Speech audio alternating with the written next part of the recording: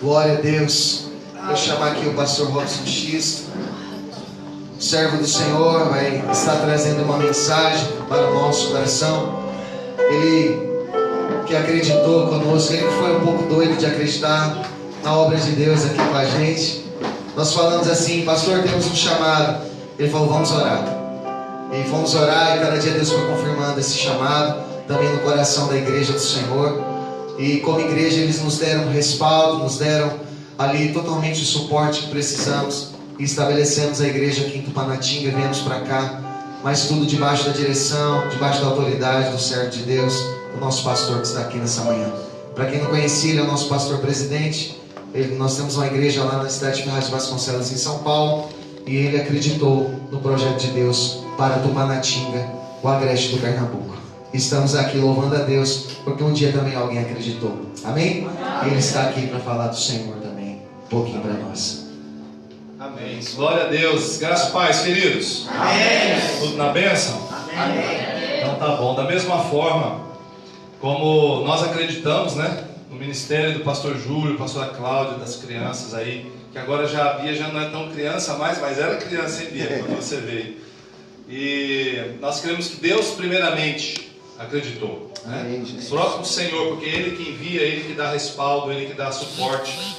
E quando eles estavam vindo para cá, eu falei para eles assim: ó, eu acredito que Deus Ele não está mandando nada menos que o melhor que temos aqui para ir para o campo. Então vocês foram agraciados com o que nós tínhamos de melhor lá na igreja, né? Tínhamos de melhor. Por quê? Porque não dá para nós entendermos que o Senhor pega quem não está fazendo nada ou quem não está conectado com Deus e vai mandar para um campo desse. Não dá, porque a pessoa vai bater e vai voltar. Para eles estarem aqui 3 anos, né? Já caminhando para o 4º ano agora, a partir de agosto, né? Vivenciando o 4º ano, com certeza é porque o Senhor os escolheu primeiro. E eles disseram sim, nós queremos. E por isso existe uma igreja aqui em Tupanatinga. Quando eu digo igreja, não é um templo, porque tem outros templos, mas existe uma igreja do Senhor que é pastoreada por esses pastores do Senhor para pastorear a igreja do Senhor. Amém? Então a igreja não é do pastor Júlio, não é do pastor Nivaldo, não é do pastor Xisto. A igreja é do Senhor. Amém. A igreja é do Senhor. Vocês são do Senhor. Só que o Senhor, Ele determina pessoas específicas para cuidar, para dar direcionamento. E quando nós falamos de cuidar, hoje eu vou explicar um pouquinho o que é esse cuidar, né? Às vezes o cuidar, há um entendimento de que cuidar é que o pastor tem que fazer tudo pela ovelha, tem que fazer das tripas o coração para que a ovelha fique bem e tal. Mas não é só isso, não. Tem algumas outras coisas que nós precisamos entender em relação a fazer parte da igreja de Cristo. Tá bom? Amém. Então eu quero trazer aqui a paz do Senhor, dos irmãos lá de São Paulo, amém, de Ferraz de Vasconcelos. É uma igreja que tem dado suporte aqui para a igreja aqui, né? Nós temos enviado recursos financeiros, oração, todos os cultos está sendo colocado em oração a vida de vocês aqui, dos pastores, da família, de cada um de vocês aqui como igreja. Então eu tenho certeza que isso faz parte do reino de Deus. E isso só vai crescer, só vai ampliar, só vai estar sendo estabelecido se você se dispuser a fazer a sua parte. Porque a nossa parte como igreja em São Paulo nós estamos fazendo. A parte do pastor Júlio aqui, pastora Cláudia como pastor estão fazendo. Agora nós precisamos que cada um de vocês, aqueles que já estão fazendo, façam mais. E quem não está fazendo nada, comece a fazer alguma coisa. Comece a fazer parte disso, para que essas engrenagens todas possam rodar juntas e possam fazer essa grande máquina funcionar para ir à frente. Amém. Senão, se uma engrenagem do motor ela dá pau, ela dá problema, todo motor para de funcionar, né? Tem que ter todas as engrenagens funcionando certinho, aleluia, com o óleo do Espírito Santo, né? Com o azeite do Espírito Santo, e aí para que isso, a unção do Senhor nos capacite para a honra e para a glória do Senhor. Obrigado, Senhor. Amém? Quem aqui está vindo pela primeira vez hoje? Tem alguém que está vindo pela primeira vez aqui na igreja hoje? Não, né? Todos são aqui já da igreja, os que não são estão vindo pela segunda ou terceira, já conhecem um pouquinho aqui a igreja. Então eu tenho certeza que nós podemos aqui trazer uma palavra de ensino um pouco mais aprofundada. E talvez hoje você não vai sapatear, você não vai dar um aleluia, glória a Deus, talvez você vai ficar meio assim meio encolhidinho, porque vai ser uma palavra que não vai ser tão agradável, tão assim, cheia do poder, do fogo, mas o fogo do Senhor vai estar queimando dentro do seu coração. Glória a Deus. Amém, Jesus. E eu vou pedir para ficar 2 obreiros ali, para não deixar ninguém sair correndo. Aí vai ter que segurar até o final. Aí no final você pode falar o que você quiser, falar mal do pastor, aí você faz o que você quiser. Falar que não vem mais para a igreja, e que essa igreja aqui não sei o quê. Aí no final, depois que você ouvir, aí beleza. Mas por enquanto você segura um pouco aí. Eu acho que tem um povo aqui assistindo também no Facebook, né? Aí vocês estão mais tranquilos, você pode desligar o que você quiser, né? Mas aqui não vai ter jeito, vai ter que ficar aqui até o finalzinho, tá bom? Por favor, se você puder abrir o seu livro, a sua Bíblia no livro de Marcos. Enquanto você está abrindo aí, eu queria pedir para o Diego colocar a foto do Sylvester Pitia. Olha só esse menino aqui. Vamos tentar, aqui tá bem clarinho. Mas dá para ver ele aqui? É todo sorriso esse menino, todo sorriso. Esse rapaz aí, ele mora a cerca de 10 mil quilômetros mais ou menos daqui.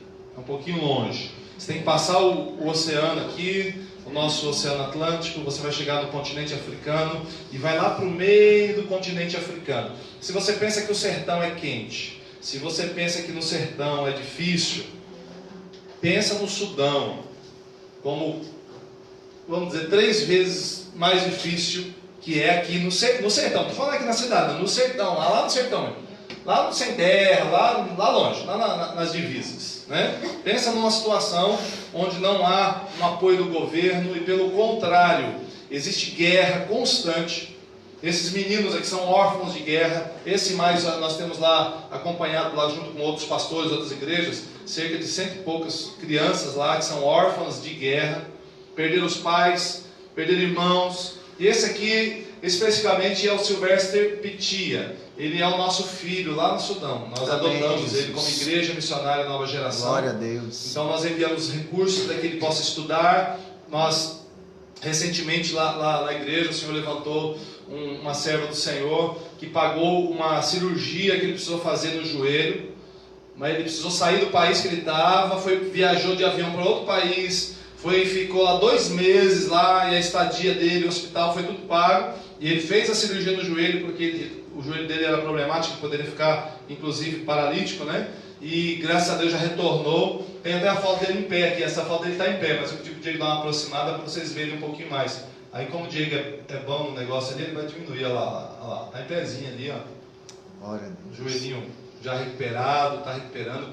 Esse menino, mesmo sendo órfão de pai e mãe, perdido na guerra, mesmo não tendo uma perspectiva onde ele morava, o Senhor enviou servos dele que, através do Brasil, os recursos foram para lá, e tem um casal e tem uma equipe lá que cuida desses meninos, e conseguiu identificar aqueles meninos e o trouxe para um lugar onde eles moram, a casa que eles moram. E ele vai então para a escola, como qualquer criança deveria ir, porque não é toda criança que vai para a escola. E infelizmente, ele não vai para a escola apenas para comer, porque lá a escola não dá alimentação. Porque aqui no Brasil eu sei que talvez em algumas regiões 30% das crianças que vão para a escola porque vai comer, porque se ficar em casa não come, né? Então não vai para estudar. E não vai para estudar, quando chega em casa os pais não cobram estudo. O que importa é estar comendo, né? É um negócio meio assim, né? Algumas facilidades que acabam prejudicando no final das contas, né? Aquilo que era para ser de uma forma acaba sendo de outra. Mas ali, esse menino, esse ano passado, né, que esse ano ele operou e voltou para a escola agora, que ele ficou viajando, perdeu um tempo, mas ele já se recuperou nos estudos. Ele ficou 2 meses fora da escola e conseguiu recuperar, né? Não é ficou 2 meses e falou, não, ano que vem começa de novo. Não, foi lá, recuperou. No ano passado ele foi considerado o melhor da sala dele. Melhor, um órfão de guerra, sem pai, sem mãe. E aí, porque ele começou a ser assistido, alimentação, começou a ser fortalecido ali, e aí foi cobrado, né? E ele se dispondo também. Aí fomos descobrir que não foi só o melhor da escola, ele foi o melhor de todas as classes dele, das séries dele da escola. Olha que coisa linda, né? Isso quando nós tivemos essa notícia lá do pastor Anésio, que é um pastor que cuida desse grupo, né, do Brasil, cuida do grupo de lá, ele nos deu essa notícia e nos alegrou muito. E nós estamos acreditando, crendo no Senhor, que quando ele tiver idade própria lá para poder sair do país e viajar, ele vai vir para o Brasil e vai ficar um bom tempo conosco aqui. Amém. E quem sabe nós podemos trazer até aqui no sertão, né? Com certeza. Para pregar a palavra do Senhor, porque é um servo de Deus abençoado.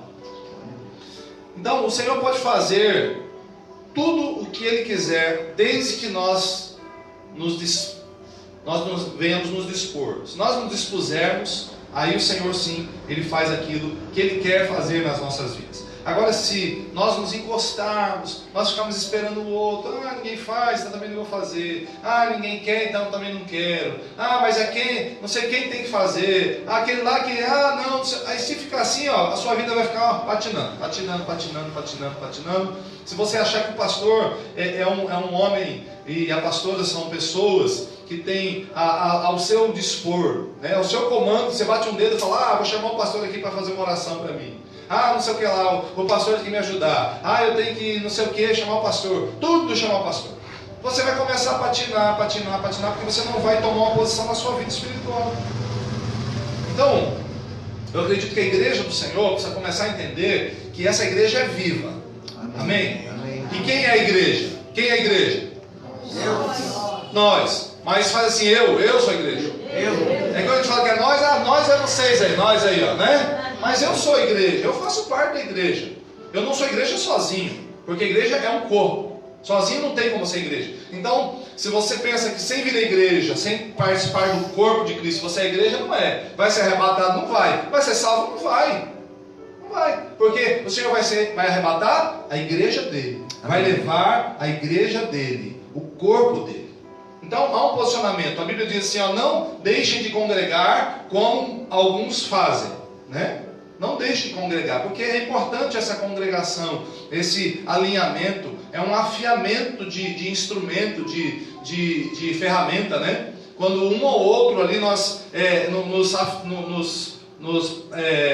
há um atrito, né? Às vezes uma dificuldade, alguma coisa e um aprendizado, é um afiamento daquela ferramenta para poder ela cortar direitinho, para ela poder estabelecer direitinho. Se você vier aos cultos só quando te interessa, você não vai ser afiado. Não vai desgastar você, porque quando vai afiar uma ferramenta vai desgastar ela um pouco. Só que desgasta um pouco, porém ela fica funcional. Você vai afiar uma faca, desgasta a faca, mas ela funciona. Se não afiar, vai ficar lá inteirinha, mas não vai funcionar. Então vir à igreja, ter uma palavra de correção, de repreensão, é importante. Não só receber aquelas palavras que nós achamos que é boa para nós, né? Não só receber as bênçãos, não só de repente fazer uma campanha para receber uma cura, uma libertação. A pessoa vai lá, faz a campanha, recebe a cura, recebe a libertação e depois some. Não é isso. Igreja é ser alguém avivado no Senhor. Aleluia. É ser uma pedra viva do Senhor. Amém. E isso é o que estabelece nós como participantes deste corpo. Eu queria então que nós pudéssemos ler o capítulo 22. Eu falei Marcos, mas é Lucas, tá? Aqui Marcos também tem, mas eu acabei abrindo aqui no Lucas. Vai ficar em Lucas aqui, vai ficar mais fácil eu abrir. Glória a Deus. Aleluia. Fala sobre a ceia do Senhor. Hoje é um dia que nós compartilhamos da ceia do Senhor. Amém. Amém? Lucas 22. A partir do verso 7. Na minha versão aqui pode estar um pouquinho diferente. A sua pode estar um pouquinho diferente, mas o entendimento é o mesmo, o sentido é o mesmo. Tem como acender essas luzes aqui? Acho que está meio escurinho ali, pessoal. Pessoal eu aqui, né? Tipo assim, pessoal eu. Agora... Finalmente, chegou o dia dos pães sem fermento, no qual devia ser sacrificado o cordeiro pascal. Acabou de o cordeiro, acho que é um cabrito, um carneiro é um carneiro, isso aí, ó. Acabou de chegar o carneiro ali, ó. Deixa a ovelha aí, ó. E chegou o dia de ser sacrificado o cordeiro pascal, que era o cordeiro da Páscoa. Jesus enviou Pedro e João dizendo: vão preparar a refeição da Páscoa. Onde queres que a preparemos? Perguntaram eles. Ele respondeu: ao entrarem na cidade, vocês encontrarão um homem carregando um pote de água. Sigam-no até a casa que ele entrar e digam ao dono da casa: o mestre pergunta, onde é o salão de hóspedes no qual poderei comer a Páscoa com meus discípulos? e ele lhe mostrará uma ampla sala no andar superior, toda mobiliada. Façam ali os preparativos. Eles saíram e encontraram tudo como Jesus lhes tinha dito. Então prepararam a Páscoa, e quando chegou a hora, Jesus e os seus discípulos, os seus apóstolos, reclinaram-se à mesa e lhe disse: desejei ardentemente e ansiosamente comer essa Páscoa com vocês antes de sofrer, pois eu lhes digo, não comerei dela novamente até que se cumpra no reino de Deus. Recebendo um cálice, ele deu graças e disse: tomem isso e partilhem uns aos outros, pois eu lhes digo que não beberei outra vez do fruto da videira até que venha o reino de Deus. E tomando pão, deu graças, partiu e deu aos discípulos, dizendo: isso é o meu corpo dado em favor de vocês. Façam isso em memória de mim. Da mesma forma, depois da ceia, tomou o cálice, dizendo: este cálice é a nova aliança no meu sangue, derramado a favor de vocês. Mas eis que a mão daquele que vai me trair está com a minha sobre a mesa. O Filho do Homem vai como foi determinado, mas ai daquele que o trair. Amém? Esse texto ele fala sobre o momento da ceia do Senhor, quando ele iniciou a primeira ceia. Porém, quando ele inicia a primeira ceia, ele também finaliza a última Páscoa daquele período, porque essa Páscoa vai ser retomada depois. Não vamos falar sobre isso, mas é a última Páscoa e a primeira ceia. A ceia está baseada no ensinamento, na base, no princípio da Páscoa. O que é a Páscoa? A Páscoa foi instituída por Deus quando o povo era cativo, era escravo no Egito. E sendo escravo no Egito, houve um homem de Deus que foi levantado, chamado Moisés, e ele foi usado por Deus juntamente com Arão, seu irmão, para libertar o povo da escravidão. 430 anos eles ficaram escravos. E aí o Senhor levantou este homem, esses homens, e eles foram até o faraó. E você que já viu filme, ou talvez novela, ou já ouviu a história bíblica, que é bem comum de se ouvir hoje, Você viu lá que tinha as 10 pragas, e as 10 pragas foram no Egito e tal, até que na última praga, quando os primogênitos do Egito morreram, então eles foram liberados, o povo de Deus foi liberado da escravidão. E eles saíram para uma terra prometida. Mas só que o Senhor havia dado uma estratégia, havia dado uma ordem para que eles participassem de um evento, de um ato espiritual e físico chamado Páscoa. A Páscoa significava que eles estavam libertos do Egito, tá? Então o termo Páscoa do original Pessah quer dizer passar por cima. Simboliza quando eles passaram o sangue do cordeiro na porta, em cima da porta, e simboliza que eles estavam passando por cima de uma fase de escravidão que não viria mais. Glória a Deus. Amém? Amém. Então a Páscoa para o povo judeu tinha esse significado. Jesus era judeu, aqueles discípulos eram judeus e eles participavam da Páscoa. Só que a partir desse momento, quando Jesus está para ser morto, ele institui a ceia do Senhor. A ceia dele, ele instituiu um novo evento, um novo ato, que era a ceia. A ceia é uma comunhão para a igreja de Cristo.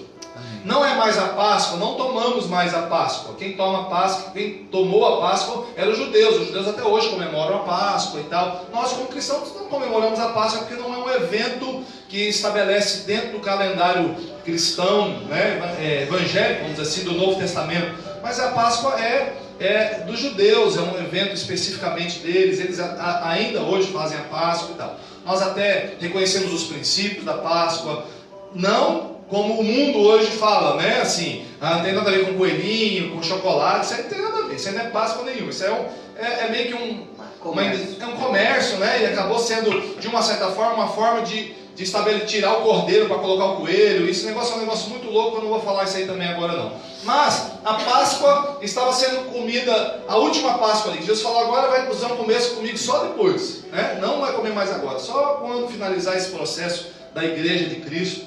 Mas o significado da ceia do Senhor é um povo que foi liberto do mundo, do Egito, e agora ele está sempre em comunhão, lembrando essa libertação, declarando essa libertação, definindo essa libertação. Uma das ordenanças de Jesus foi tomar a ceia. Uma outra ordenança de Jesus foi o batismo. E uma outra ordenança, as três principais ordenanças de Jesus foi batismo nas águas, ceia do Senhor e o ide. A última, inclusive, foi o ide. Ide por todo mundo. Isso é imperativo, é ordenança. E ele disse que nós, como igreja, iríamos receber o batismo nas águas, iríamos tomar a ceia. Todas as vezes que tomássemos a ceia, nós iríamos lembrar a morte do Senhor até que Ele venha. Então continua. Essa ceia do Senhor que tomamos é a mesma ceia que a igreja de Cristo toma lá no Japão, toma lá no Sudão, toma lá na Indonésia, toma lá em qualquer lugar do mundo que é a igreja de Cristo. A ceia do Senhor é tomada como nós tomamos aqui, dentro do conceito da palavra do Senhor. Tomamos o pão e tomamos o cálice. Amém? Amém, Jesus. Está dando para entender? Amém. O significado da ceia? Eu sei que alguns já conhecem, já sabem, mas esse é a base principal. É um memorial, né? Não é apenas uma simbologia, mas é um memorial. A Bíblia diz que é um memorial da morte de Cristo. Então nós estamos aqui comemorando a morte de Cristo. Pastor, mas que coisa estranha, vai comemorar a morte de alguém? Sim, comemorar a morte de alguém, mas comemorar a morte de alguém, e esse alguém daqui não fez nada para ser morto, assim, no aspecto de que fez coisa errada, né? E nós vamos comemorar, sim, vamos comemorar, porque o Senhor Jesus decidiu entregar a sua vida por mim e por você. E se Ele não tivesse entregado a sua vida por mim e por você, se Ele não tivesse ido até o final do seu projeto de vida, se Ele tivesse desistido no meio do caminho, nem você nem eu estaríamos salvos. Não estaríamos, iríamos definitivamente para o inferno. Mas pela graça do Senhor, obrigado, Jesus, aleluia, pela misericórdia e graça do Senhor, Ele foi até o final do seu projeto de vida aqui na terra. E Ele foi até a cruz do Calvário. E lá Ele diz assim, está consumado. Ou seja, olha, eu terminei a minha obra aqui na terra. Aleluia, Jesus. E a partir dali então Ele comissiona os seus apóstolos, os seus discípulos, para irem a todos os povos, línguas, nações, a todo mundo, em Jerusalém, na Judeia, toda a Judeia, né, Samaria e confins da terra. E graças a Deus chegou até nós esse evangelho. Aleluia. Amém? Chegou até nós. Alguém teve que sair de algum lugar para vir até a minha vida. Aleluia. Alguém teve que sair de algum lugar para chegar até a sua vida. E você precisa sair do seu lugar para levar esse evangelho para outras vidas. Verdade. Está entendendo o processo? Não é só vir à igreja. Não é só cantar um louvor aqui bonitinho aqui e levantar a mão, ó, que bom, já fiz minha parte de crente. Não é. Cristianismo é ação, é prática diária de vida. É você ser um crente na sua casa, ou ser um crente no seu trabalho, é ser um crente na igreja, é ser um crente na rua, mesmo quando o pastor não está vendo, não está olhando, porque o pastor não é fiscal. É, Jesus, amém. Ele é um orientador da palavra do Senhor. O pastor, uma das principais funções do pastor é trazer a revelação do Senhor, a palavra do Senhor, como profeta de Deus, para que você saiba qual é a sua função no reino de Deus. Então, nós, como cristãos, precisamos nos posicionar realmente como um verdadeiro cristão. E a ceia do Senhor fala isso. Agora, um ponto que eu quero chamar a atenção, e é muito importante. Quem pode participar da ceia? Quem deve participar da ceia do Senhor? Quem deve participar da ceia do Senhor? Todos os que são do Senhor. A ceia é do Senhor. Então, se eu faço um jantar na minha casa, eu faço um jantar na minha casa, quem que vai participar? Quem eu não conheço vai participar? Não. Tem sentido. É quem eu conheço e quem tem intimidade. Ninguém vai chegar, vou aí comer nossa... Não, vai comer o quê, rapaz? Não chamei? Aqui é minha casa. Quem tem intimidade comigo, quem eu conheço, quem eu convido, quem convive comigo. Quem convive comigo pode chegar a qualquer hora na minha casa. Agora vamos falar de alguém mais íntimo ainda, alguém da família. Eu chegava na casa da minha mãe, quando minha mãe era viva, né? Chegava porque eu não chego agora na casa da minha irmã, que mora onde minha mãe morava, eu chego na casa da minha irmã. Mas chegar na casa da minha mãe, eu nunca pedi, falei, mãe, mesmo quando eu casei, mesmo depois que eu casei, eu nunca pedi, falei, mãe, posso abrir a geladeira e pegar uma fruta? Ô pai, posso entrar em casa? Não, já chegava abrindo a porta, não batia nem nada.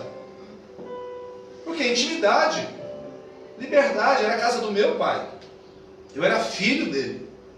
Agora, eu sei que aqui na região do sertão existe um costume, porque se eu for mudar para cá, o pessoal vai ter que me perdoar, porque eu vou deixar a porta trancada. Eu deixo a porta trancada, porque vai ter que bater, vai ter que esperar lá fora saber se eu deixar entrar. Mas aqui, uma vez nós estávamos na casa do pastor Júlio, e aí estava eu e a Débora, inclusive, lá na casa, né? A Débora e eu. E aí, não trancamos a porta. Aqui em casa a gente não tranca, porque deixa a porta aberta, porque ninguém chega entrando. Mas aqui não. Daqui a pouco, tinha uma pessoa dentro de casa. Eu falei, meu Deus do céu, quase que eu ia dar uma voadora, né? Mas não é. Era uma pessoa que já entrava assim, do nada e tal. É um costume, é uma cultura, né? E as pessoas têm esse costume e beleza. Cada um sabe da sua cultura. Mas se eu for mudar pra cá, eu vou trancar minha porta, porque essa é a minha cultura. Só entro em casa que eu quero. E na hora que eu quero. Porque às vezes eu não vou estar de roupa, né? Vai saber, né? A pessoa vai lá e entra dentro de casa. Né? Já pensou um negócio desse? Aí fica ruim. Então assim, o Senhor Jesus, quem participa da ceia? Aqueles que fazem parte da família de Deus. Como fazer parte da família de Deus? Como ser filho de Deus? Como fazer parte da ceia do Senhor? Eu tenho que ter entregado minha vida para Ele, totalmente só para Ele.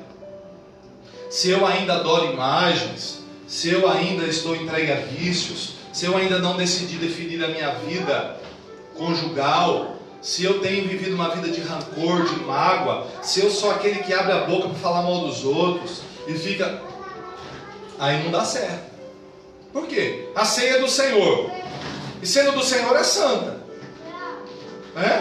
Sendo do Senhor é santa. Eu preciso tomar uma decisão na minha vida. Eu preciso tomar uma decisão. Não é só vir aqui na igreja, eu vou vir aqui no dia da ceia, eu tomo ceia e beleza. Não adianta. A ceia não salva ninguém. Ceia não salva ninguém. Quem salva é o Senhor Jesus. É um relacionamento com Ele. Amém, Jesus. Amém? Agora, aquele que aceita Jesus e se batiza e não participa da ceia, ele tem alguma dificuldade. Ele tem algum problema também. Só vir e participar da ceia mostra um problema na vida do crente. E aquele que não participa da ceia também mostra um problema, porque está fugindo de alguma coisa. Eu não participo da ceia porque eu não casei ainda. E por que não casa? Por que não casa? O que impede? Eu não casei porque meu marido não quer. Então peraí, vem conversar com o pastor. O marido não quer? O pastor chama, conversa com o marido e fala, não quero casar e tal, A pessoa que está na igreja, se o marido não quer e a irmã está na igreja firme, o pastor vai lá e vai falar para você participar da ceia. Vai falar para você batizar mesmo não estando casado. Você acredita? Sabia disso? Por quê? Porque não é decisão sua, é uma decisão de uma outra pessoa que está querendo te amarrar, mas não vai te amarrar, porque essa salvação é individual. Amém? Agora, se você não está por corpo mole, porque não quer gastar um dinheiro, porque não quer ir lá na cidade, porque não quer fazer isso, não quer fazer aquilo outro, aí é outra coisa. Aí é uma outra coisa. Então há um comprometimento individual de cada um. Há um comprometimento individual. Agora, se lá no seu coração, se você tem amargura, se você tem rancor, também não dá. O que tem que fazer? Tem que pedir perdão, tem que deixar esse sentimento. Uma porque ele vai causar enfermidade em você, e outra porque, além da enfermidade espiritual, que você não vai participar da ceia, você não vai ficar bem, e quando Jesus vier, você não nem subir, você vai ficar aqui. E aí vai ser difícil. Vai ser difícil depois. Então, cristianismo, ser cristão não é fácil. Não é fácil. É difícil, mas não é complicado. É simples. Basta você ter um coração ligado com o Senhor, seguir a palavra dele e começar a caminhar de acordo com a vontade dele.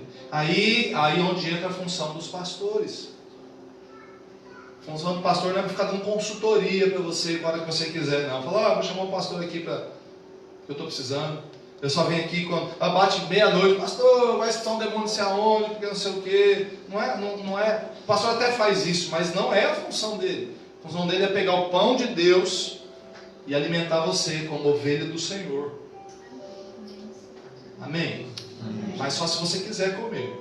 Porque quem não quer comer é igual criança birrenta, né? Só uma varinha para resolver. Não quero. Aviãozinho. Ah, é? Então vamos ver um aviãozinho aqui, você vai ver.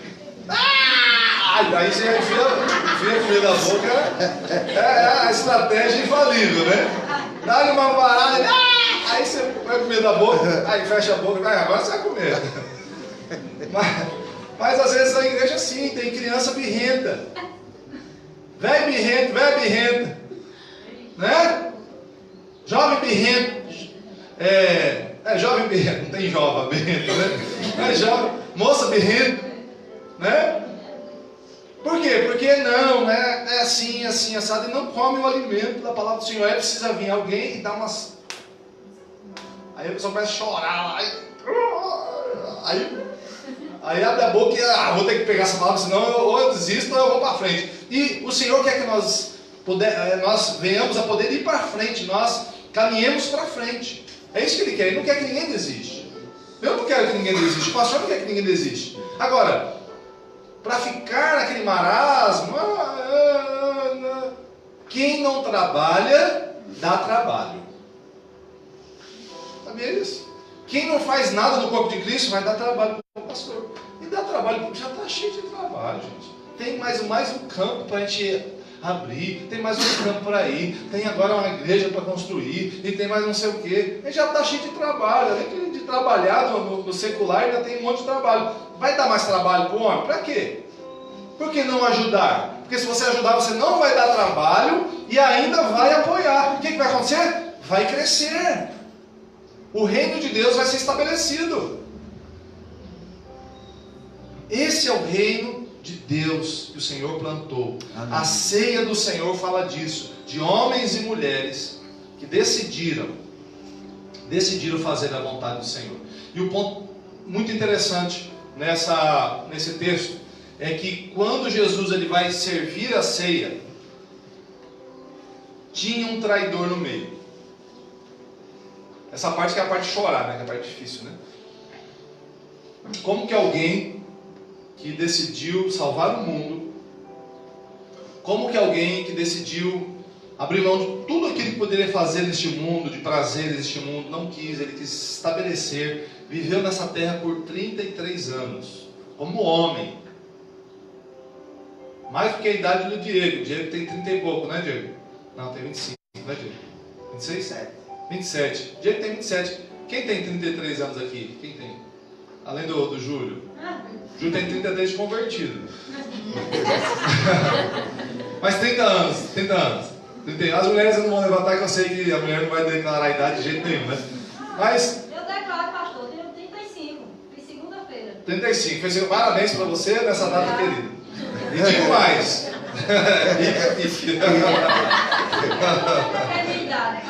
Aí, ó, 35. A média aí, a mais próxima é de 35. Mas 35 é uma vida que poderia, né, dar prazer, a pessoa poderia conquistar muita coisa, poderia fazer tanta coisa na vida. Tantos hoje jovens com 20 e poucos anos são milionários.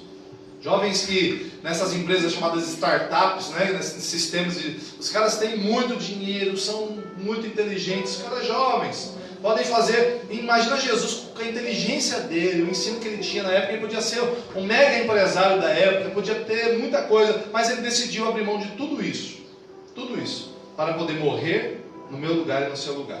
Aí ele vem fazendo o trabalho dele, e no finalzinho do trabalho dele, alguém que andou com ele por 3 anos, que ele confiou. Para você ter uma ideia, esse homem que traiu Jesus, o Judas Iscariotes, ele era tesoureiro do grupo que Jesus andava, porque eles precisavam de dinheiro. Jesus também precisava de dinheiro para comer. Ele não multiplicava pão toda hora, não. Isso aí foi um milagre. Milagre é quando o Senhor ele quebra uma lei da natureza para realizar uma coisa. É um milagre. O Senhor pode fazer milagres? Pode, mas não é sempre que os milagres acontecem. Milagres acontecem em determinados momentos específicos. Depende de bastante variáveis, de bastante coisas. Você não precisa viver de milagre. Você pode ter um milagre. Eu já recebi muitos milagres na minha vida, de cura, vários milagres. Mas eu não vivo baseado em milagres. Se os milagres acontecerem, glória a Deus. Se não acontecerem, eu vou permanecer firme, da mesma forma.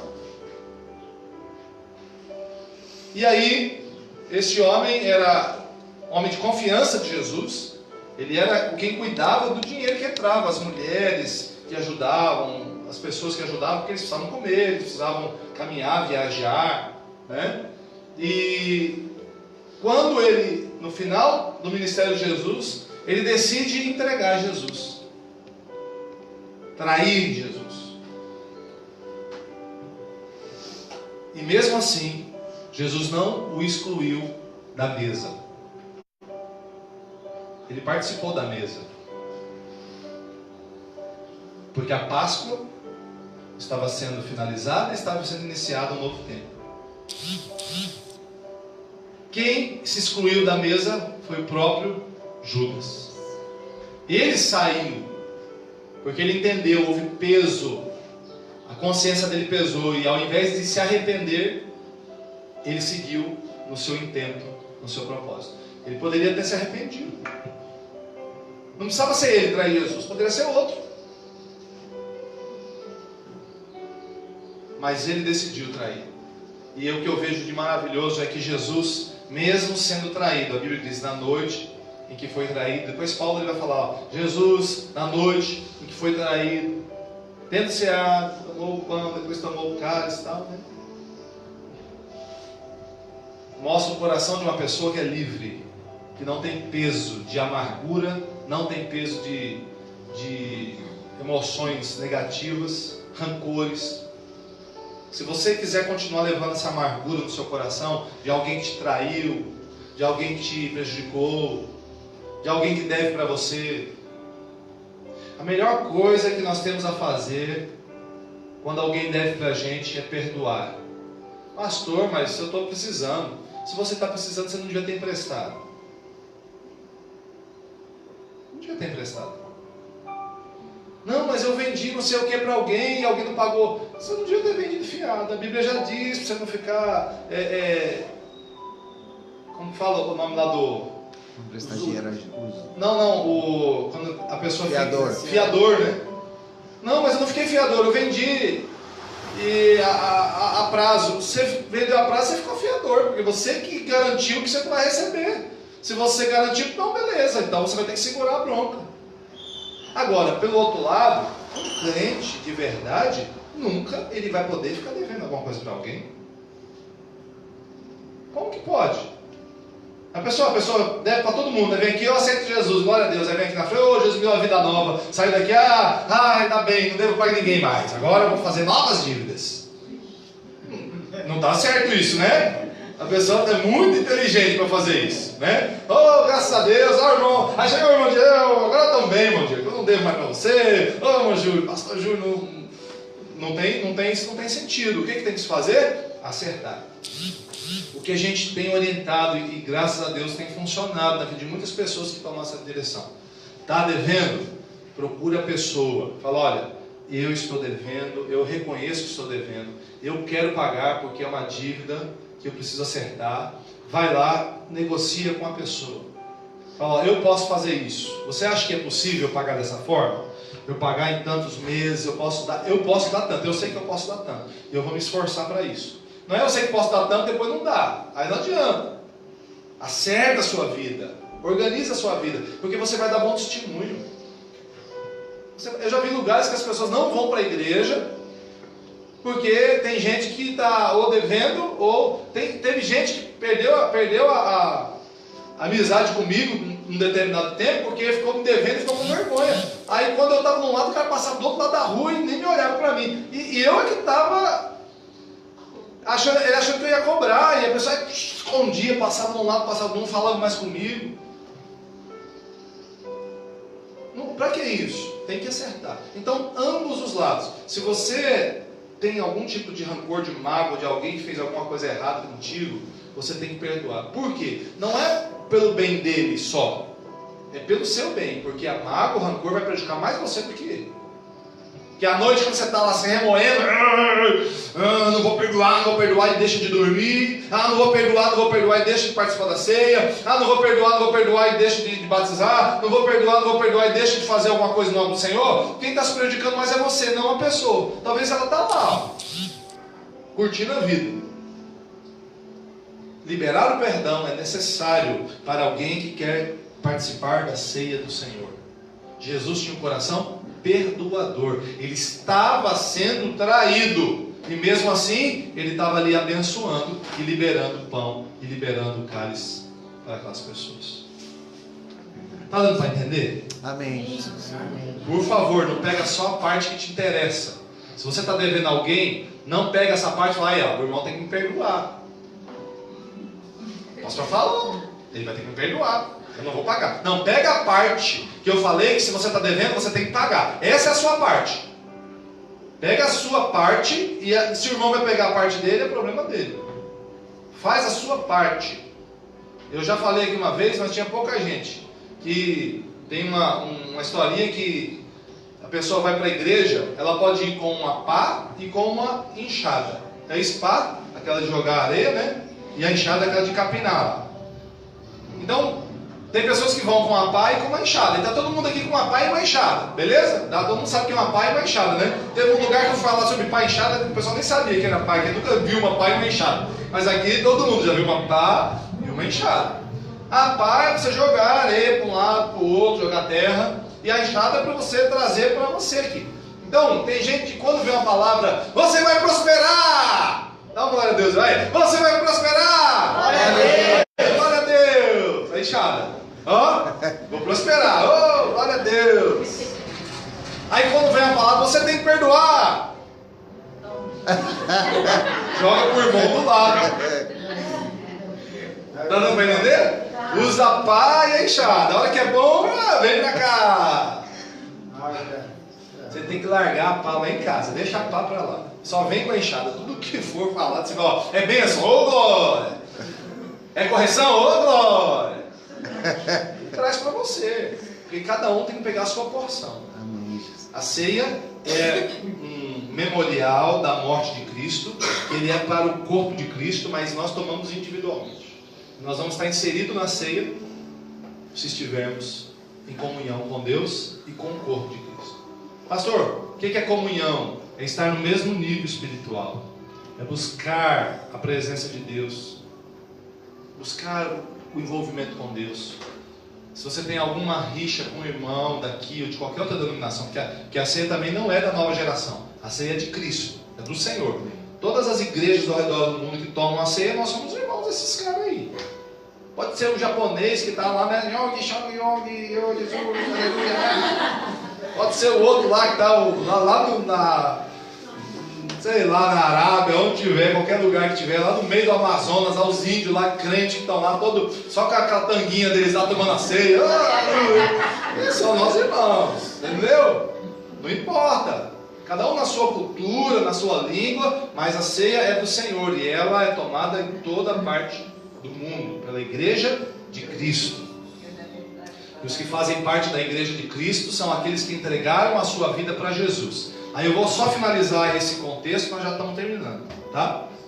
O que é entregar a vida para Jesus? Eu costumo usar uma ilustração que para mim eu acho que funciona bem. Eu não sei se aqui vai funcionar porque nem todos dirigem, né? Poucas pessoas acho que dirigem automóvel. Mas sabe o que é um automóvel? Todo mundo está ali, ó. Tem 3 aí na frente, tá? Então, todo mundo sabe, então tá beleza. Então o que acontece? Eu fico imaginando assim, o entregar a vida para Jesus. Eu vou contar essa história para você entender qual que é o meu entendimento. Eu estou no meu carro, andando na rua de Tupanatinga, aí chega na esquina ali, quando eu olho, Jesus faz assim, oi Cristo, eu quero entrar aí no teu carro, na tua vida, entendeu? Meu carro é minha vida, tá? Eu estou dirigindo a minha vida, meu carro tá... Aí eu falo, Jesus está ali. Aí eu penso, Jesus, hein, que legal, vai ser legal. Jesus é um cara famoso, todo mundo conhece Jesus, todo mundo respeita, todo mundo diz que Jesus está aqui dentro, né? Todo mundo que você fala, não, Jesus está aqui dentro. Todo mundo que você vai pregar aqui, você vai ver. Jesus está comigo, largo de Jesus. E às vezes a vida do cara está toda torta, ele não tem nada de Jesus na vida dele. Mas ele disse que tem, né? Então, dizer que tem Jesus é muito legal. Aí eu falo, Jesus, entra aqui no meu carro, entra aqui na minha vida. Aí eu abro a porta do passageiro ali do carona, né, da boleia. Não sei se é que fala boleia. Da boleia. Eu abro ali o carona e Jesus entra ali do meu lado. E eu continuo dirigindo meu carro. Aí eu vou para a esquerda, vou para a direita, volto para o Novo Horizonte. eu vou lá para Itaíba, vou para Recife. E Jesus do meu lado, o pessoal falou, olha, Jesus está lá com o pastor Xisto lá, olha. Rapaz, está lá no carro dele. Isso não é aceitar Jesus, receber Jesus como Senhor. Pode ser até receber Jesus como Salvador, porque se for para ter um acidente, se vier um caminhão, o que Jesus vai fazer? Jesus tira o carro lá, eu que não vou entrar embaixo desse caminhão. Aí você vai junto, e você vai ser salvo junto. Pode ser até Jesus como seu Salvador, você vai ser salvo.